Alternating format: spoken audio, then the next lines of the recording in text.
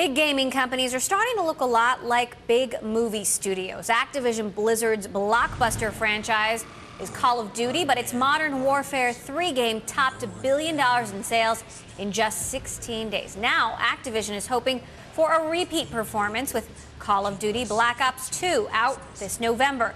Eric Hirshberg runs Activision's publishing unit, and our senior West Coast correspondent John Ehrlichman caught up with him at the E3 conference in LA this week and asked him about the importance of the Gaming Expo. We have a very focused strategy. We try to do a handful of things, and we try to do them exceptionally well. So, you know, a show like E3 for us is a little bit simpler because we're not selling a massive slate. We're coming out to market with a few things that we've really put a lot of thought and a lot of capital and investment and creativity into. We want to showcase them as big as possible. And if you've been to our booth, you know that we are. Well, capital investment, I mean, you think of the Modern Warfare 3 numbers, it was like $1 billion in 16 days. Yes. And it's hard to get your head around. It is. Yeah. And now you guys are focused on Call of Duty, Black Ops 2, November release for that. I mean, when you're sitting around the boardroom table and thinking about the kinds of numbers you could expect from a game like that, what goes through your mind? Well, first of all, you never take anything for granted because, you know, you have to innovate every year and you have to bring the best game, you know, to market every single year. And, you know, we've got a pretty remarkable track record, and our developers are the best in the world who are working on the Call of Duty business. But, you know, you can never take anything for granted. So at the end of the day, we've got to bring the best game to market, you know, every time. It's a violent game, but you also have a non-violent game, Skylanders, that has done incredibly well. I think you had talked about maybe the possibility that the revenue tied to Skylanders might get over $500 million by next year. I mean, can you give us an update on the financials tied to Skylanders? Yeah, well, the Skylanders is year-to-date the biggest game in the world of 2012, which for, you know, new IP is the hardest thing to launch in this business. If you look at the NPD top 10 selling games of 2011, 9 of them were sequels, including Call of Duty Modern Warfare 3. So sometimes we benefit from that trend, but it's very hard to pierce that top echelon of sales with a new IP. The 10th was Skylanders.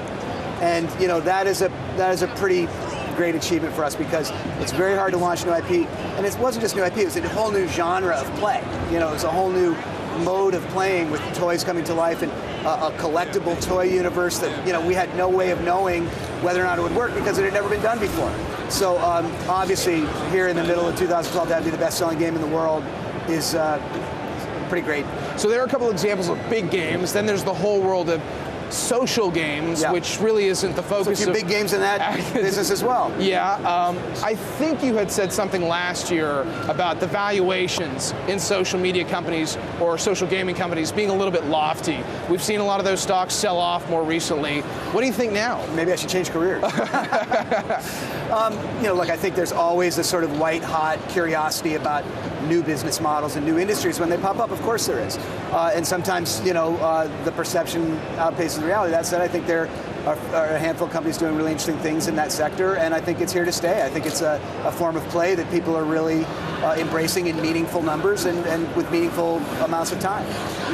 Another big game for you will be The Amazing Spider-Man. Yeah. There is a big movie this summer, Amazing Spider-Man. That's no coincidence. Yeah. It is a different, it's not just taking the movie and putting it into a game, but when you think about how many games you want tied to Hollywood movies, what is it? I mean, is it 10%, 20%, 80%? I think we do licensed properties, you know, pretty successfully. I think it's very hard to do that in our industry. It wasn't too long ago that having a big character from a movie was a big advantage in a video game.